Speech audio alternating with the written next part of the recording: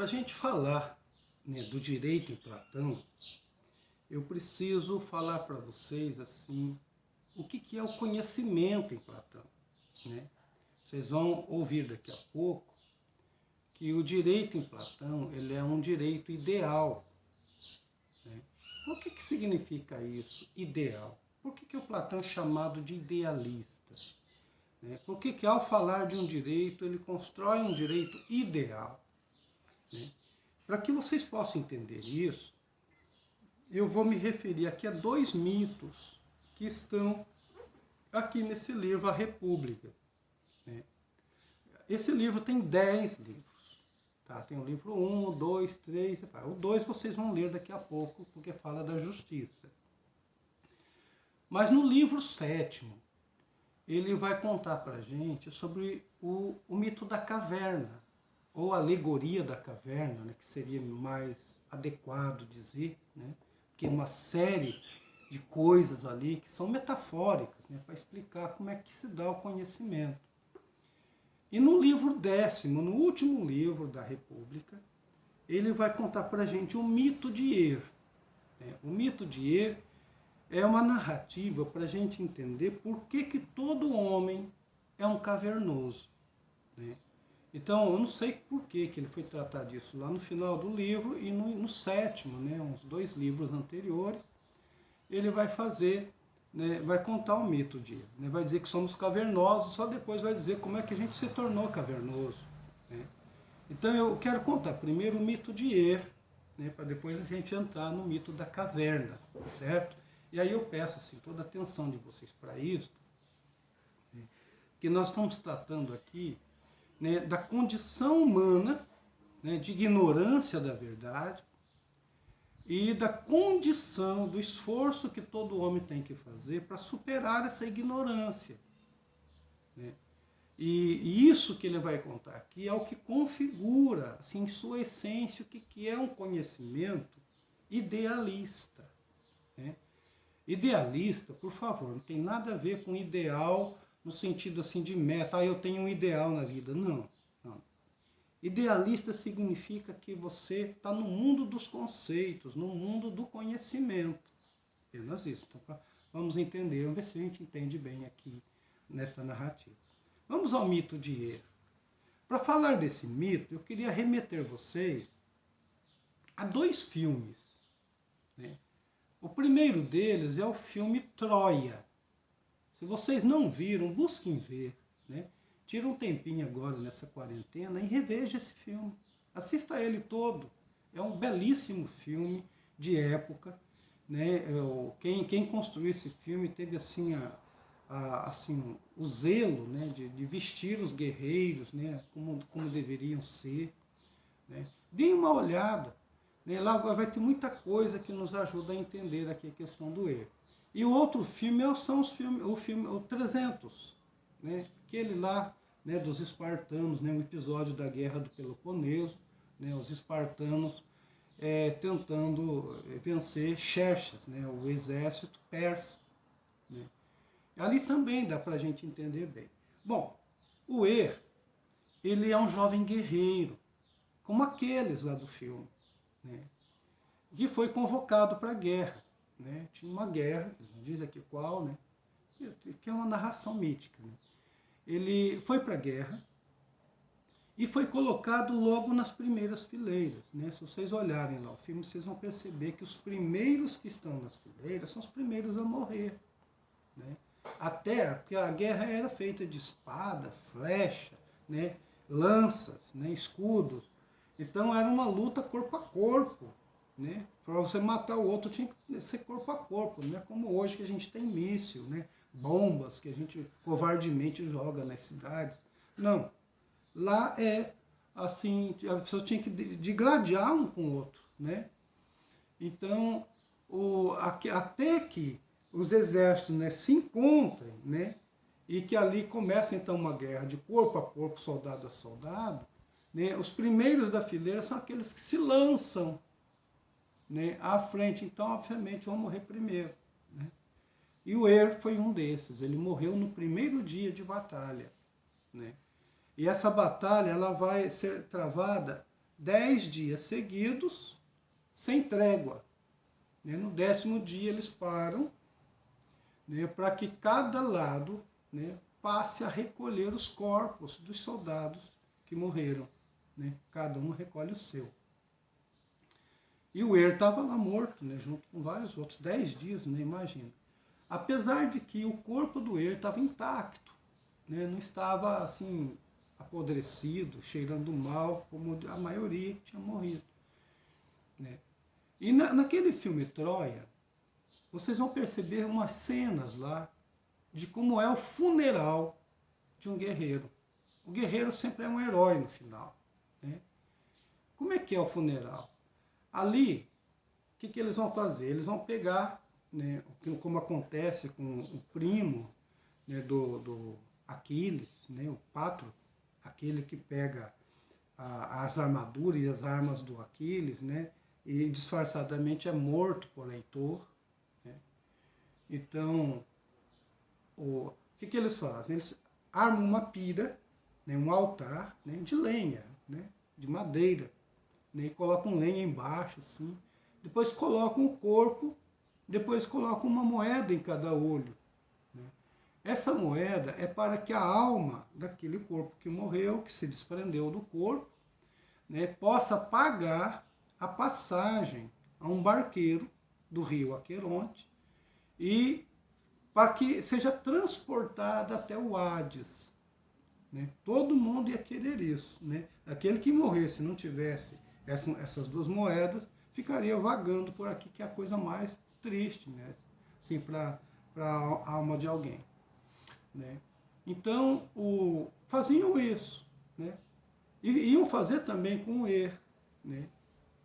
Só que o funeral grego, ele demorava 12 dias. Né? As pessoas fazem as homenagens que tá ali, então no 12º dia eles tacam fogo lá. E aí o fogo queima, o corpo é queimado, vira cinza, pronto, desapareceu o corpo. A alma, que é um princípio espiritual, permanece e vai lá para o Hades. Então era isso que ia acontecer com o Ocorre que no 12º dia, né, antes, né, da pira ser acesa, o voltou à vida. Né? Aí o foi um jovem agraciado pelos deuses para poder fazer um turismo de 12 dias do outro lado da vida, né? Lá no mundo dos deuses. Né? De lá que a alma veio. Então ele faz uma viagem por lá. E ele percebe várias coisas. Então ele foi convidado para lá, ficou esses 12 dias lá, para depois retornar e poder contar o que era lá. Né? Ou seja, até hoje nós nunca tivemos, né, aqui para nós alguém que fizesse isso. Né? Alguém que tenha morrido, né, tenha chegado lá, não, Deus existe mesmo, Cristo está lá esperando por nós, coisas assim. Né? Ninguém fez isso. Né? A gente, se alguém acredita em Deus, acredita mesmo, é fé, porque não tem nenhuma evidência de alguém que vai colocar. Né? Então, o não, o teve esse privilégio. E o que o vê, né, o que o viu naquela viagem, é o conteúdo dessa parte ali do livro do Platão. Né? Ele passa a contar. E o que me interessa aqui do que ele conta é a parte em que ele diz como é que o homem surge, né? Como é que a alma que está lá, que foi purificada, né, ela faz para assumir um corpo, para se encarnar e dar origem ao homem. Né? Essa parte é a parte bonita. Então, aí ele tem muitas coisas que ele vê. Uma delas, por exemplo, é o processo de purificação das almas, né? Que assim parece ter uma visão do inferno.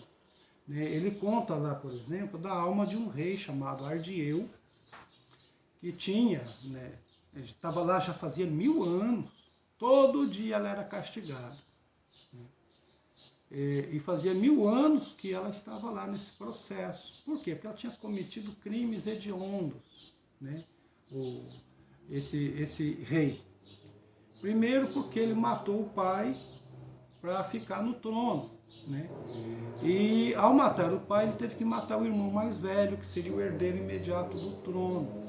Então, ele cometeu assim crimes que para os gregos são horrorosos, são crimes que clamam aos deuses e não traz só efeitos maléficos para a pessoa que fez, mas para toda a cidade, né? Que é o regicídio, né? Matar o rei, né? O homicídio e também o fratricídio, ele matou o irmão próprio, né? Então, isso são crimes assim complicados. E a alma dele então estava lá 1000 anos, ainda não tinha se purificado da situação, né? Mas aí o importante é que depois que as almas estão purificadas, né, elas esqueceram praticamente das vidas passadas, né, essas almas ficam prontas para nova encarnação, ou seja, a reencarnação, né? Porque os gregos acreditam, né? Eu lembro que eu falei para vocês dos órficos, né? A religião órfica dizia isso, a alma está condenada em sucessivas reencarnações, né? Coisa que o cristão depois não vai acreditar mais, né? Então, chega um momento em que essas almas vão, né? Algumas delas vão se encarnar. Essa é a parte que me interessa dizer aqui. Por quê? Porque algumas almas, né, entram para um determinado recinto de uma deusa Moira, né? Moira é deusa do destino, né? Um recinto de uma filha da grande Moira, que é a Nanke, a deusa necessidade. A filha dela, que onde essas almas se reúnem, ali no recinto, é a Láquesis, ou Laquesis. É aquela que coloca o fio no fuso, assim, né? E a deusa está lá sentada no trono, né? Olhos sempre, ela é cega, né? Não vê ninguém, e não dirige também a palavra a ninguém. E aí vem um arauto, o mensageiro sim é que fala, né? O mensageiro chega lá e diz assim, para as almas, né? Ó almas, almas efêmeras,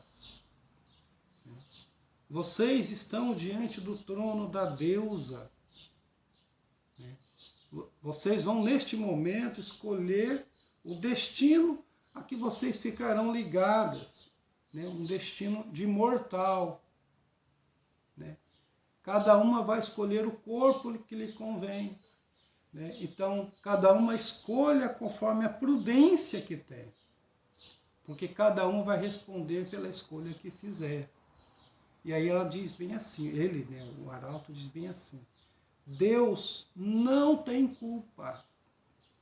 Ou seja, da escolha que as almas fizerem, só elas respondem por isso. Os deuses não, né? Aqui é terrível isso, né? Porque ninguém diz assim, mas por que a alma tem que escolher, né? Quem promoveu esse castigo, né? Por que ela tem que fazer isso? Por que ela tem que achar que as almas cometeram uma injustiça e tem que se reencarnar?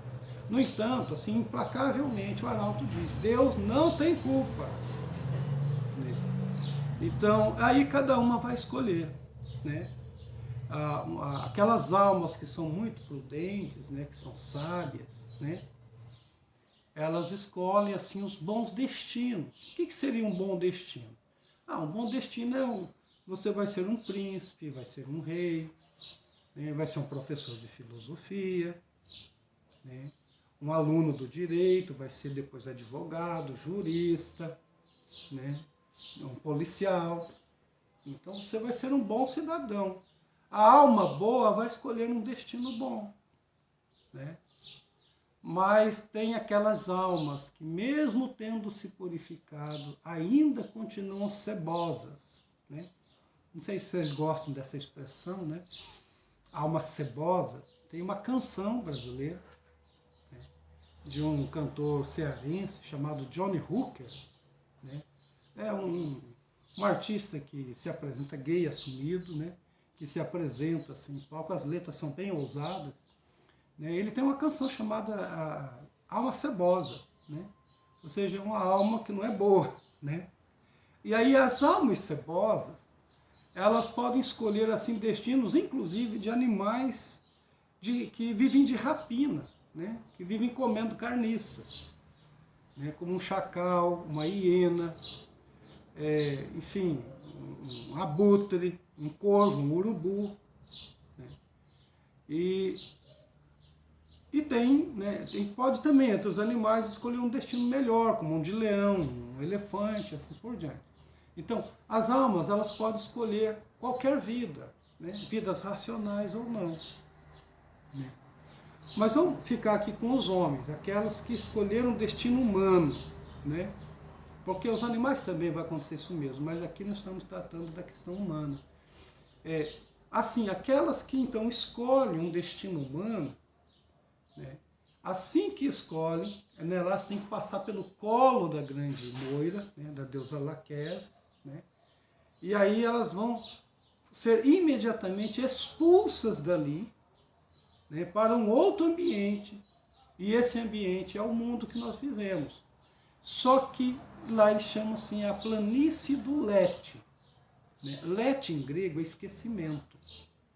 Então elas são jogadas, né, essas almas que agora não são só elas, é ela e o corpo, portanto o homem, ele é jogado numa planície que vai produzir esquecimento. Né? E essa planície ela é um grande deserto, é como se soltasse a pessoa no Saara. Esse corpo ele vai caminhar, o homem vai caminhar, né? A alma e o corpo, né? A alma junto com o corpo. A alma ela tem a lembrança da vida. Né? Lá ela conheceu Deus, ela conheceu a justiça, ela conheceu as coisas, a verdade, ela conheceu a verdade. Então ela ainda tem a lembrança disso. Mas a partir do momento em que o homem pisa nessa planície, que é a planície do esquecimento, o que faz, o que colabora para a alma esquecer a verdade, são os gritos do corpo, os gritos da carne. Né? O homem está caminhando ali no deserto, aí, eu tenho sede. Né?